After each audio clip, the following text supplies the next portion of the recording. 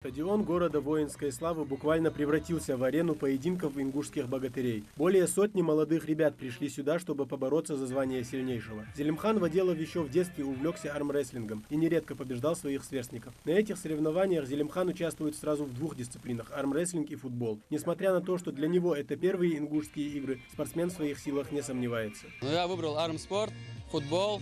И, к сожалению, сегодня не заявили по подтягиваниям. Не знаю почему, хотя это очень ходовой вид спорта. В частности в Ингушетии, потому что развивается воркаут. Армспорт, потому что еще в студенческие годы я выступал довольно успешно, был третье место в университете. Не знаю, решил вспомнить старые времена, как-то так.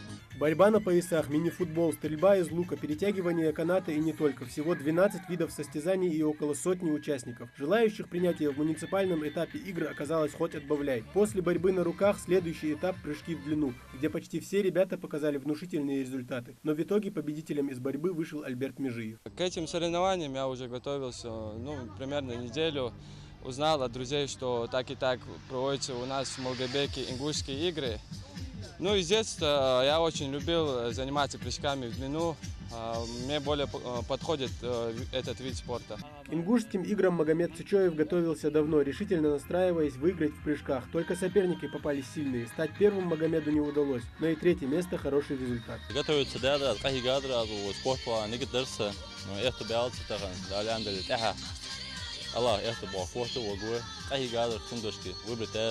А вот попробовать побегать на ходулях желающих оказалось не так много. Задача участников не просто устоять и держать равновесие, а как можно быстрее преодолеть отметку финиш.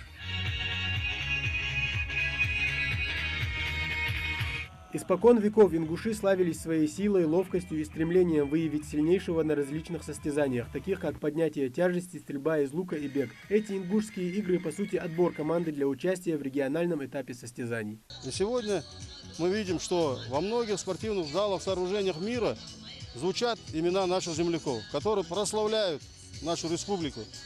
И я хочу еще раз молодежи обратиться, чтобы молодежь брала с них пример и ставила перед собой цели и упорным трудом шла к достижению во имя блага нашей республики.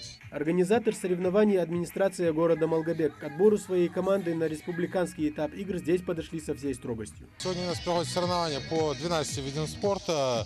Очень много желающих. Поступали заявки и в телефонном режиме, и так приходили.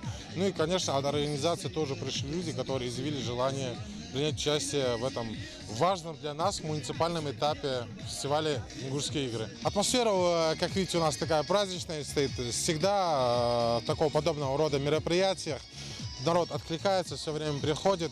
Это действительно соревновательный образ жизни, который есть у многих спортсменов. Он здесь показывает себя, свой характер. Отборочный этап завершится уже сегодня, итоги подведут сразу же, а победителей впереди ждет уже республиканский этап игр, а дальше большой ежегодный фестиваль культуры и спорта народов Кавказа. Тамерлан Хамхоев, Исмаил Гатагажев, Хаваш Гойгов, Новости 24.